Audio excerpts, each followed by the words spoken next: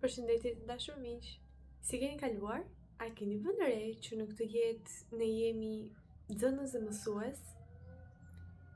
Në marrëdhënie me njëri tjetrin, por gjithashtu edhe në marrëdhënie me veten tonë. Sepse ne edhe vetë mund të ndërrojmë role dhe të jemi herë nxënës, herë mësues. Por ne mund të mësojmë dhe nga vetë eksperiencat tona, dhe nga vetë ndodhit tona, dhe nga vetë të ashtu quajtura gabimet që ne mund të bëjmë. Gjithashtu mësojmë dhe nga eksperiencat që ne kemi në marrëdhënie me të tjerët, në përditshmërinë tonë, në jetën tonë. Pra çdo gjë është një mësues, madje edhe një situatë mund të quhet mësuesi jonë. Dhe ne të jemi në këtë rast nxënësit. Në këtë këndvështrim është shumë herë më e lehtë që ne të navigojmë jetën tonë dhe këto vështirësitë e përditshmërisë sonë t'i shohim me një spektër më pozitiv, duke qenë se nuk është kaq serioze çdo gjë. Vërtet ne jemi nxënës dhe mësues, por fundja nuk ka problem sepse edhe nëse nuk e mësojmë një mësim X, nuk është se na dëshkon kush. I vetmi dëshkim që mund të jetë, që mund të quhet si dëshkim, është fakti që ju duhet ta mësoni dhe kjo situatë do ripërsëritet. Dhe këtë ju mund ta kuptoni nëse për shembull i njëjti konflikt, por në mënyra të ndryshme, ju ndodh shpesh herë. Nëse po, mundohuni të sillni ndërmend këto situata që ndodhin konflikte të ngjashme. Dhe do të shikoni që nëse uleni dhe mendoni dhe shikoni më thellë, mësimi është e njëjta gjë. Qoftë kjo për shembull, nëse dikush ju cënon vazhdimisht kufit tuaj, por ky dikush mund të jetë, pra ky mësuesi mund të jetë për shembull personalitete të ndryshme apo persona të ndryshme në jetën tuaj, që mund të shfaqen si roli i mësuesit, që ju të mësoni, pra në rastin e nxënësit, ju të mësoni këtë mësim, të mbroni kufit tuaj të shëndetshëm, të mos lejoni të gjithë që t'i sënojnë dhe t'i shkelin dhe të kalojnë sa herë të duan në pragun e derës suaj. Dhe kjo jo për të bërë për shembull të ftohtë dhe të mos lejoni asnjëri që t'ju afrohet, nuk është në këtë sens. Por në momentin që ju shikoni të njëjtat situata, le t'japim një shembull që ta kuptoni. Për shembull, ju keni një punë shumë të rëndësishme në dorë, që është vërtet shumë herë më e rëndësishme se një X ftesë që po ju bën një dikush. Por ju, duke qenë se keni këtë tendencën që t'i bëni shefin të tjerëve, që të jeni gjithmonë aty për të tjerët, sepse mendoni që do t'i ngelet qefi, mendoni që ata nuk do t'ju flasin më, e të tjerë janë mënyra nga më të shumtat. Ju thoni po, duke lënë këtë punën e rëndësishme pa u bërë. Dhe pasi kjo ndodh, ju mund të kaloni bukur, jo dhaq bukur, sidoqë të jetë mund të ndjeni pendesën gjatë gjithë kohës që qëndroni te ky event apo gjatë gjithë kohës që ju shkoni dhe gjendeni aty për dikë tjetër. Dhe në momentin që ju ndjeni këtë pendesë, sepse thoni, po unë kisha këtë gjë më të rëndësishme dhe kjo gjëja s'qen ka kaq e rëndësishme sa unë mendova, sepse ky personi mund të shkonte vetë, sepse ky personi mund të dilni më vonë apo mund ta bëni më vonë këtë gjë. Dhe vetëm mësim që ju keni për të mësuar është që të thoni jo. Të jeni kaq të guximshëm sa që të thoni jo në një mënyrë të këndshme, pra që nuk mundem, kam diçka të rëndësishme në dorë, jam i angazhuar me këtë gjë, ndoshta më vonë, sepse mos mendoni që i ngelet qefi. Madje do t'ju respektojnë edhe më shumë.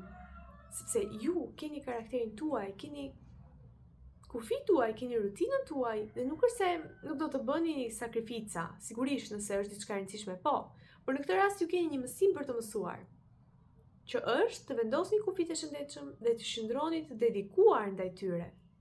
Dhe në momentin që ju vetëm një herë e bëni këtë, nuk do të shfaqet më kjo situatë, këtu e kuptoni që mësimi u mësua dhe ishte vërtet një mësim për të mësuar, sepse nuk do të shfaqet më askush si mësues në derën tuaj që t'ju mësoj këtë mësim. Dhe nga ana tjetër, ky është roli pra që ju mund të jeni nxënës dhe dikush tjetër mësuesi juaj. Nga ana tjetër, ju mund të jeni mësuesit e dikujt tjetër.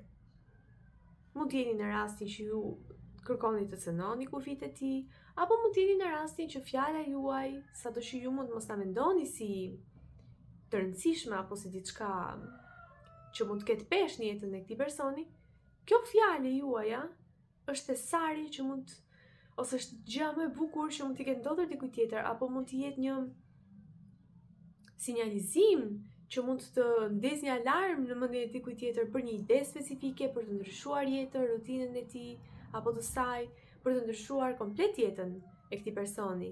Dhe ndoshta ta motivoj, ta frymëzoj, dhe ndoshta fjala juaj është ilaçi më i ngrohtë që mund të gjejë ky person në momentet e tij më të vështira. Dhe edhe në këtë rast ju jeni mësuesi i tij. Në çdo rast jemi mësues dhe nxënës, sepse ne mund të mësojmë nëpërmjet vështirësive, nëpërmjet problemeve, nëpërmjet eksperiencave, tash të quajtura gabime, apo edhe nëpërmjet dashurisë, edhe nëpërmjet emocioneve të bukura, gëzimit, edhe nëpërmjet aventurave ne mund të mësojmë shumë. Nuk kemi pse të mësojmë vetëm nëpërmjet vështirësive. Kjo është një rrugë, po. Ne madje mësojmë shumë prej tyre, mësojmë shumë prej po e them edhe një herë tash të quajturave gabime, sepse nuk është se ka diçka të gabuar, por është thjesht një term që ne vendosim. Dhe nuk është se duhet ta shohim gjithnjë në këtë konotacion negativ, sado që ne kështu jemi rritur dhe në fëmijërinë e shumë prej nesh, fjala gabim mund të jetë si diçka sikur po bëni krimin më të madh që prap ka një konotacion negativ te të gjitha këto. Dhe kjo është për një arsye, por që nuk kemi pse të ndjehemi keq kur ne gabojmë. Ne arritemi, ne zhvillohemi, ne mësojmë nëpërmjet gabimeve, eksperiencave të ndryshme. Dhe sigurisht që ne mund të jemi vetë nxënës, vetë mësues. Në momentin që ne, për shembull, bëjmë diçka gabim dhe që e kuptojmë që ishte e gabuar, ne flasim diçka pa u menduar, dhe në këtë moment ne themi që radhës tjetër ndoshta kjo nuk duhet bërë. Radhës tjetër unë duhet jem më apo e kujdesshme me fjalët që unë zjep për të thënë që ky person tjetër mos lëndohet, apo që unë ta formuloj fjalin, apo këtë që unë dua të them në një mënyrë më të mirë, që ky person tjetër mos të më keq kuptoj, por ta kuptoj atë që unë dua të shpreh. Dhe ka edhe shumë raste të tjera se si ne mund të jemi vetë nxënës, vetë mësues. Do të dia opinionin tuaj lidhje me këtë temë. Gjatë gjithë kësaj jave, nuk e di, mund të jetë e rëndësishme për dikë për jush kjo temë, sepse e kam tjerë udhëzimin për ta bërë këtë video, edhe pse nuk e di arsyen se përse. Pra nuk është se shikoja si shumë të rëndësishme ndërkohë që kam edhe video të tjera ndoshta për të bërë, por ndjeja një lloj energjie që duhet ta bëj patjetër këtë lloj videoje, ndoshta për dikë për jush që mund të jetë duke u stërmunduar me faktin që përse po më shfaqet kjo gjë shpeshherë, përse këtë njëjtët persona të ndryshëm po më thonë të njëjtën gjë dhe po më cënojnë për shembull në të njëjtën gjë, për ta kuptuar që ndoshta është një mësim aty dhe për ta kuptuar që thjesht në momentin që ju e mësoni këtë mësim, nuk do të paraqitet më kjo situatë. Shumë faleminderit, do të njëja opinionin tuaj lidhje me këtë temë dhe për sa ne folëm, a keni ndërmend ndonjë situatë që t'ju parashtrohet që ju t'ju keni qenë vetë nxënës, vetë mësues, apo ndonjë situatë që keni qenë nxënës ndaj mësuesve të tjerë, apo mësuesi vet.